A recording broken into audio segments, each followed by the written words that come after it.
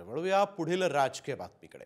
राजकारणामध्ये आता वडील विरुद्ध मुलगी हा सामना पाहायला मिळणार आहे। भाग्यश्री आत्राम यांनी शरद पवारांच्या पक्षात प्रवेश केलाय।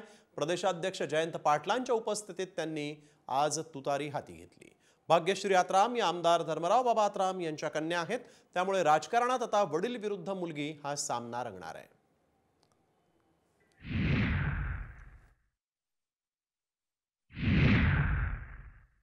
मला दादा ज्ञान शिकवतायत तर मी दादाला विचारणार, तुम्हीच आमच्याकडे येऊन जा।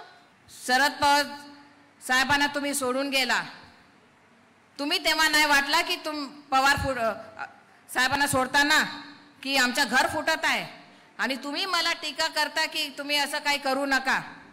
आपण स्वतः मान्य करायला पाहिजे की आम्ही घर फोडलो आहे।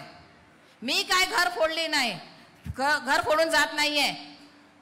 धर्मराव बाबा शेर आहे तर त्यांची मुलगी शेरनी हाय, आणि शेरनी जास्त घातक असते हे लक्षात ठेवायचं। माझ्या कार्यकर्त्यांना कोणी बोललं, माझ्या कार्यकर्त्यांना काय हात लावला तर ते हात कट केल्याशिवाय मी राहणार नाही, हे इथे मी सांगू इच्छिते।